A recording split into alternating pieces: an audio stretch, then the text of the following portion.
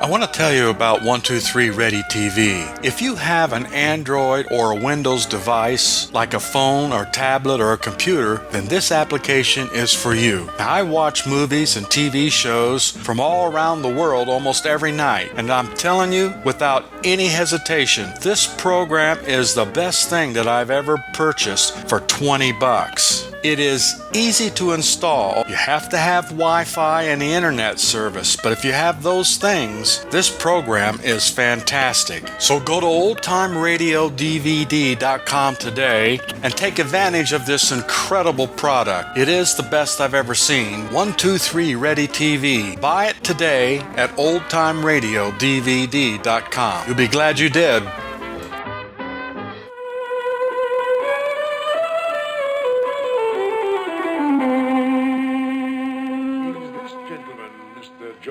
Scott Eccles. I am. We've been trying to catch up with you all morning. Oh? Picked up the scent from your telegram and came here. But what do you want with me? The statement of the events leading to the death last night of Mr. Aloysius Garcia, Witeria Lodge, near Isha. Death? Did you say he was dead? To be exact, murdered. And once again, violent crime had invaded our quiet hearth at 221B Baker Street. My name is Watson, Dr. Watson, and I was privileged to share the adventures of Sherlock Holmes. I will tell you what happened in the case of Witeria Lodge. Holmes had an eye for detail, even a single word in a telegram. And often events proved him right, as you will soon see.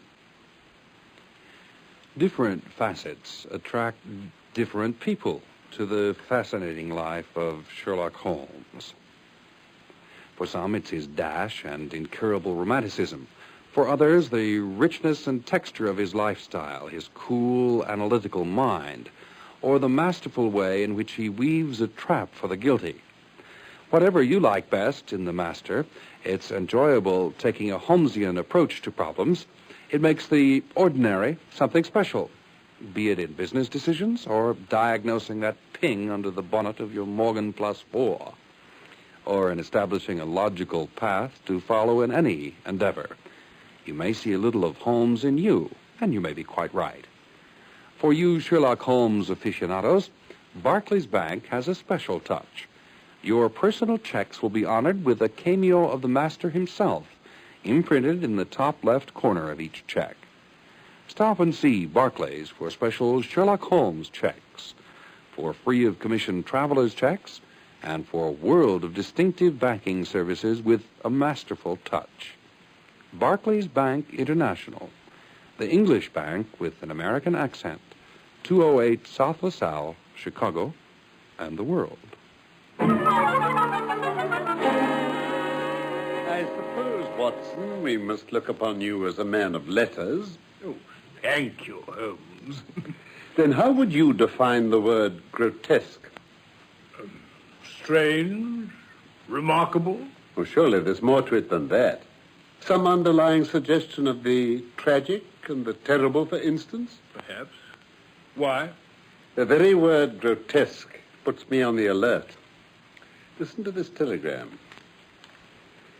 Have just had most incredible and grotesque experience. May I consult you? Scott Eccles, Post Office Charing Cross. Man or woman? Man, of course. No woman would ever send a reply-paid telegram. She would have come. Are you going to see him, Holmes? My dear Watson, you know how bored I've been since we locked up Colonel Carruthers. I do indeed. But perhaps there is hope for us yet. Huh? I hear our client's step upon the stair. Come in. Mr. Scott Eccles, I presume. The same, sir? May I present my friend and colleague, Dr. Watson? How do you do, sir? Take this chair, sir. Oh, thank you, Dr. Watson. Now, sir.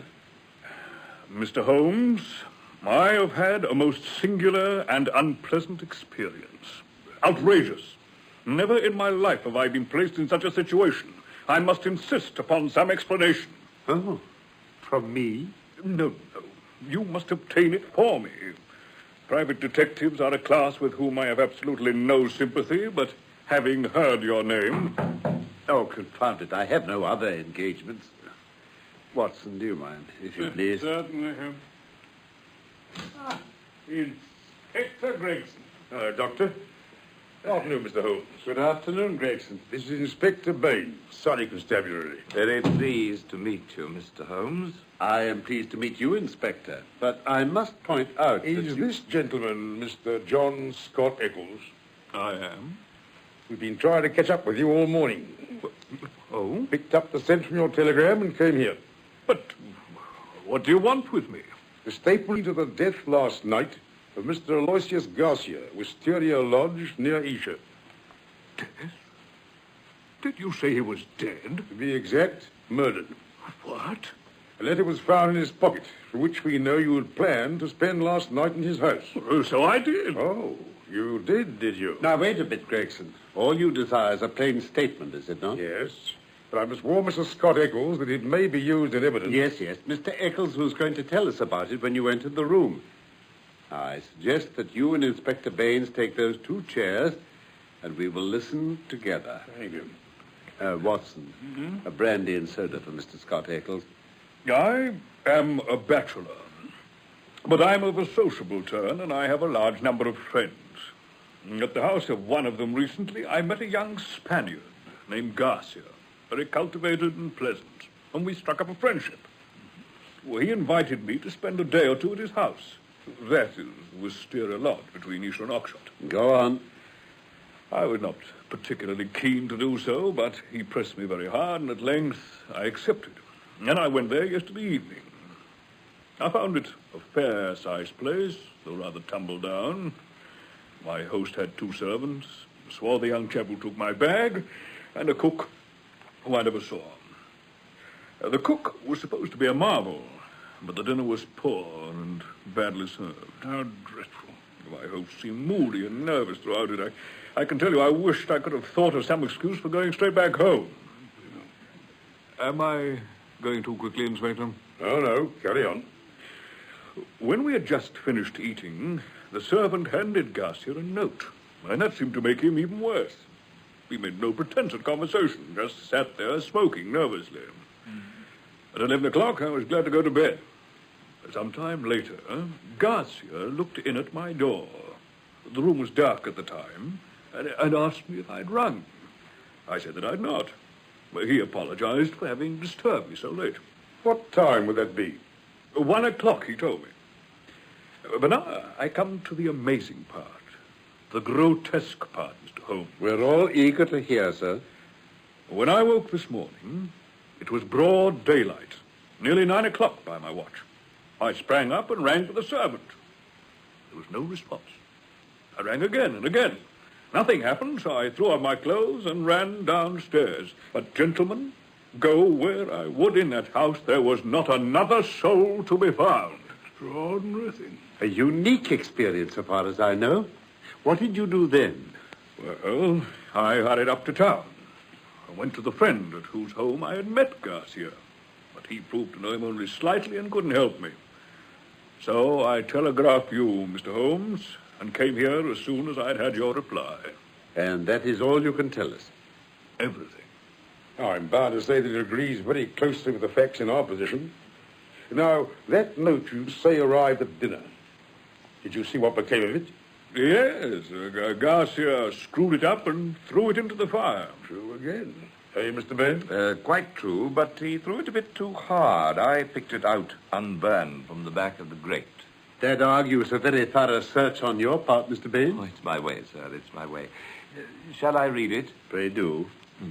Our own colours, green and white, green open, white shut. Main stair, first corridor, 7th right, green baize, Godspeed D. And it's a woman's hand, without a doubt, Mr. Holmes? I quite agree. And now, Gregson, what can you add to our friend's story? Garcia was found this morning on Oxshott Common, nearly a mile from his home. His head had been smashed in. Had he been robbed? No. Things still on him, including your letter, Mr. Scott Eccles. That letters to his house and then to you. And now, if you don't mind, we'll have your statement in writing at the station. Certainly. I'll come at once. But I retain your services, Mr. Holmes. I suppose you've no objection to my collaborating with you, Gregson? Well, that's up to Baines. It's his case, really. Oh, highly honored, Mr. Holmes, I'm sure. Thank you. Was there any indication as to what time Garcia met his death? It rained about 1 o'clock and the ground was dry under his body, so he must have died before 1. But that is not possible. He spoke to me in my room at 1. Remarkable, but by no means impossible. Surely, Mr. Holmes. Tell me, Mr. Baines, have you any more information to place at my disposal? As a matter of fact, sir, yes. 1 or 2 very interesting things indeed. Really? But I'd rather not discuss them here. Oh, quite. Perhaps you'd care to come down to Witeria Lodge and see them for yourself. I'm entirely at your service, gentlemen. Dr. Watson and I will make our way to Isha.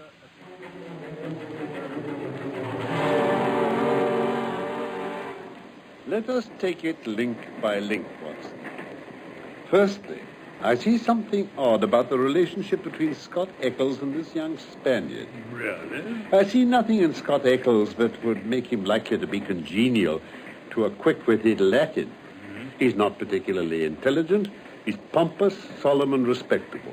Orthodox and conventional to the last degree. Absolutely. Yet Garcia presses him to visit him. And I believe I know why. You noticed how neither of those police inspectors questioned a word of his story, extraordinary though it was. Well, they sensed that he was telling the truth. I'm convinced he was. So am I. Well, then. He is the very type of conventional British respectability, the very man as a witness to impress another Briton.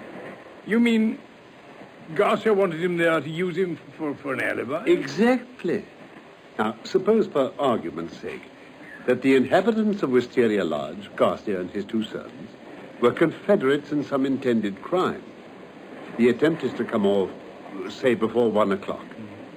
By some juggling of the clocks, they may have got Scott Eccles to bed earlier than he thought. And just to make sure, Garcia looks into his room at, say, 12, and makes a point of telling him it is 1. Now, I see. If Garcia could do whatever he had to do and get back by the true 1 o'clock, then he'd have managed to make full use of 1 hour during which an irreproachable Englishman would be prepared to swear they had been in the house. But you don't know that, Holmes. True. So let us look for more facts. That message, for instance. How did it run now? Let's see. Our own colors, green and white, or something. Sounds like racing. Green open, white shut. Clearly a signal. Main stair, first corridor, 7th right, green bays. And it ends Godspeed D. Holmes, Garcia was a Spaniard. And then D for Dolores, perhaps. Very common name in Spain, you know. Good, Watson. Very good. But quite inadmissible. Oh. A Spaniard would write to another Spaniard in Spanish. Of course. The writer of this note is certainly English.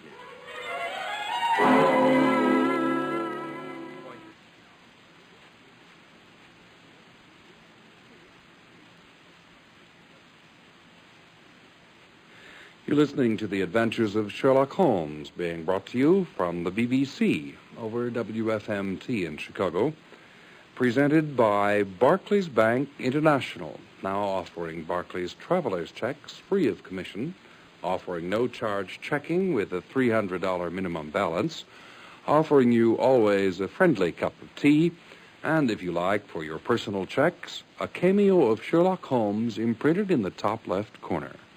Barclays Bank International at 208 South LaSalle. Point in showing you all over the house, there was nothing in the old chap's statement concerning the place itself. But what I want you to look at is in here, in the kitchen. By Jove, what a filthy mess. I shouldn't care to eat here myself. No more would I, Doctor. You have a theory, Mr. Baines? I have, Mr. Holmes, and I'll work it myself. Admirable. But remember that my results are always at your service. Oh, by the way. Yes? I'm sure you can tell me the names of the owners of any especially grand houses standing in this vicinity. Well, I'm sure I can. Then, if you please. Now, let's see. There's Lord Harringby and the Dingle. The Dingle. Sir George Folliot, Oxshott Towers. Oxshott Towers, yes. Mr. James Baker Williams, Forton Old Hall. Forton Old Hall. Mr. Henderson at High Gable. Aye. And the Reverend Joshua Stone at Nether Walsing. Nether Walsing. I think that's all you'd call really grand. Thank you. I think that's all I can do here. Well, au revoir, Inspector Baines. And good luck.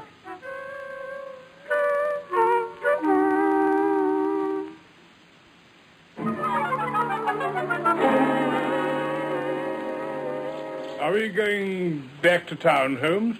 No, Watson. I'm sure a week in the country will be invaluable to us.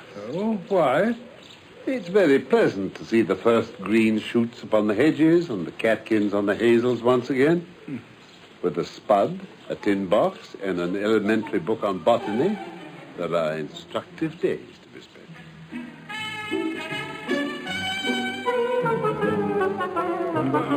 Back again, Holmes. What have you found today, then? Oh, nothing really. Nothing. For a week's collecting, I must say I don't think much of your prowess as a botanist. We cannot all be perfect, Watson. Well, I got something to show you. And what is it? In this evening's paper here. Listen. The Oxshott mystery, a solution, arrest of supposed assassin. It will be remembered that Mr. Aloysius Garcia of Wisteria Lodge was found dead on Oxshott Common last week, at the same time as the disappearance of his servant and cook. The cook, who is a mulatto of gigantic physique and stature, has been seen briefly by a police constable, having had the audacity to revisit Wisteria Lodge. The constable gave chase but was unable to detain him. Great heavens, Holmes, did you know anything of this? Nothing. Read on. Where was I? Oh, yes. Inspector Baines, considering that the man must have had some purpose in revisiting the house, withdrew the police guard on it, but left an ambuscade in the shrubbery. Oh, no. Yes. The man returned, walked into the trap, and was captured last night after a struggle in which Constable Downing was badly bitten. We must see Baines at once. We must catch him before it's too late.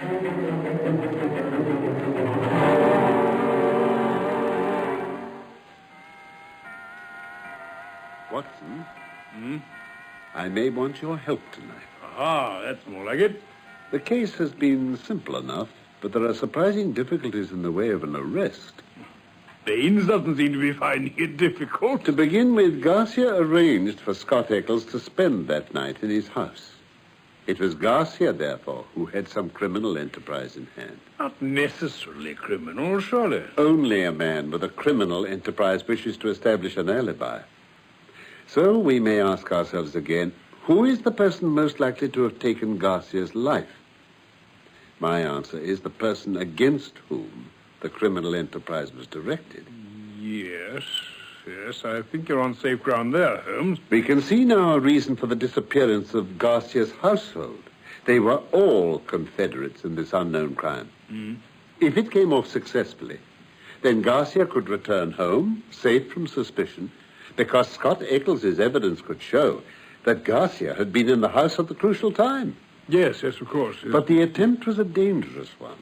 And if Garcia did not return, then his Confederates would know that his life had been sacrificed. It had been arranged, therefore, that in that event they were to make for some hiding place from where perhaps a further attempt could be made. Yes, that might explain it.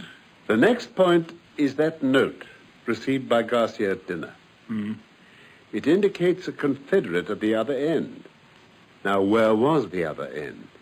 The message mentioned the ascent of a main staircase and something about the seventh door in a corridor. Yes, that's right. It was perfectly plain to me that this indicated a very large house. It was equally certain that this house could not be more than a mile or two from Oxshott, since Garcia was walking in that direction when he was killed, and had hoped, as I read it, to be back in Witeria Lodge within the hour. Yes, I see now what you mean. As the number of such houses in the vicinity must be limited, I took the opportunity of asking our friend Baines to tell us which they are, and who lives in each of them. So that was why you... All this week I have been engaged, in the course of my botanical researches, you understand, Quite. in reconnoitering those houses and finding out what I could about the family history of the occupants. One house, and only one, riveted my attention. It is High Gable, a fine old Jacobean grange about a mile beyond Oxshott, and less than half a mile from the scene of the tragedy. Who lives there?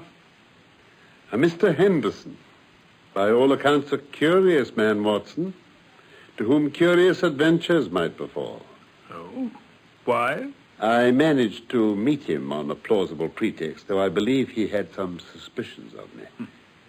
He's a man of about 50, strong, active, tough as whipcord. He's either a foreigner or someone who's lived in the tropics for years.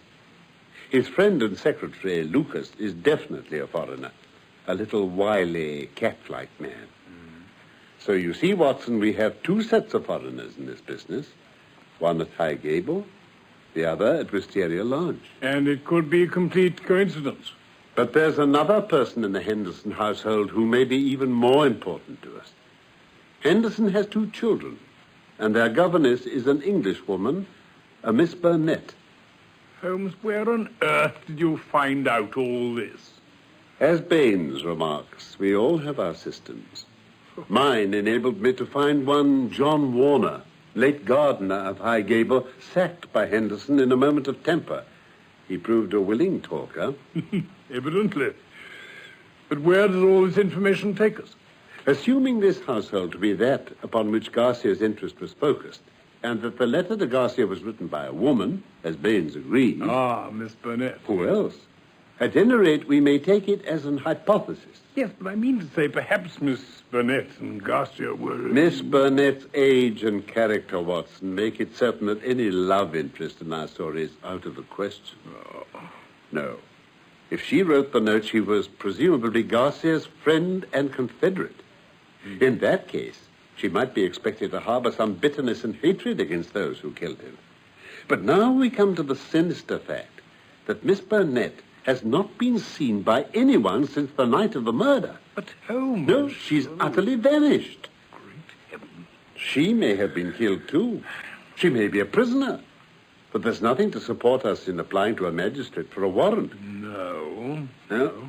All I've been able to do is to watch the house and leave my friend John Warner on guard at the gates in my absence.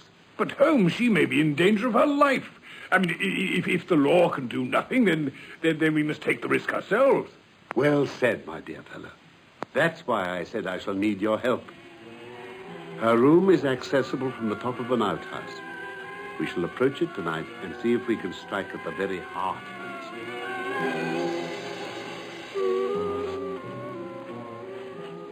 Carefully, Watson. These tiles are loose. Right, Holmes.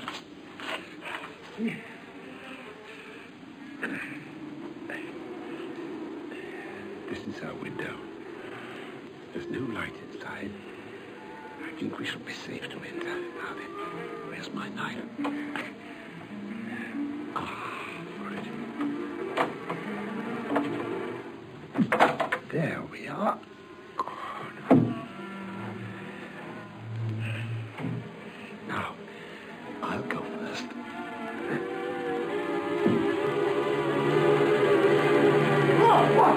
What's in there? Get back, you villains! It's all right, Doctor. Don't break any heads. Inspector Baines. May I ask, Baines, what you are doing in this house? Following the same trail as you, Mr. Holmes, I fancy. You're after the Hendersons? That's it. When you were crawling about in the shrubbery all this week, I was up a tree watching you. You were stung.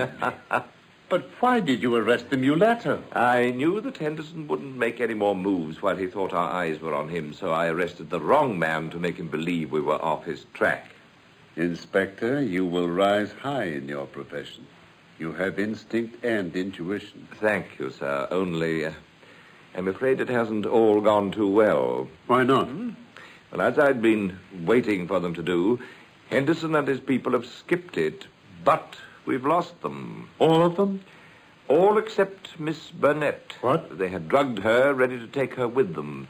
But your man, Warner, helped her to escape an hour or so ago, and she's coming round nicely. Well, where is she now? I suggest we go down to the drawing room and see if she's ready to talk.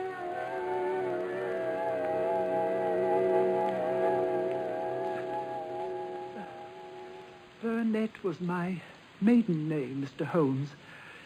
I am Signora Victor Durando. My late husband was the San Pedro minister in London. San Pedro? Yes, and Henderson is really Don Murillo. Known as the Tiger of San Pedro. Yes, the most lewd and bloodthirsty tyrant that ever governed a country with a pretense to civilization. His name was a terror throughout Central America. Of course. There was an uprising against him, wasn't there? Yes, but he got away with his family and that Secretary Lucas or Lopez, to give him his real name. Ah, but I traced them. I traced them through Paris, Rome, Madrid, and Barcelona, and finally to here. How do you come into this, madam? Oh, that villain's policy was to murder anyone who showed promise of becoming a political rival. My husband was such a one. A nobler, kinder man never lived. But that fiend had him recalled from London and shot. Good gracious. Since then, I and a few others have sworn to take revenge for all those who have suffered death or torture at his hands. Garcia was one of your men? Oh, poor Garcia. One more chivalrous soul to fall to that monster. And now they have got away. But we shall find them. Another chance will come, and another, until... Signora Durando, may we hear the rest of your story? Oh, I'm sorry. I was able to secure the position of governess to the family. For months I bided my time, until on a certain evening, which had been prearranged, I sent my friend Garcia final instructions. Murillo was constantly on the alert against assassination and frequently changed his room. I informed Garcia in which room he could be found. And the reference to our own colors, green and white? The national colors of San Pedro. Ah. I was to burn a green or white light according to whether or not the coast was clear. But everything went wrong. The Secretary Lopez had become suspicious. He caught me writing the note. Yes? He dragged me before his master, and they talked of murdering me. Above. But then it occurred to them to let the note be delivered and to wait for poor Garcia to walk into the trap. The rest you know. I was kept prisoner in a room. Then I was drugged and half carried to the train tonight. But for that good man who dragged me back, I should now be on my way to my death in some remote place. We're going to take some finding. They'll be out of the country before the night's out. I reckon they're smart enough to do it without our spotting them. Wily and bold, the Tiger of San Pedro and his followers threw off all pursuit, or so it seemed. It was over 6 months later that we read in our newspapers of the murder of 2 unidentified South Americans in an hotel in Madrid. From their description, we could have no doubt that by some unknown hand, justice had come to them at last.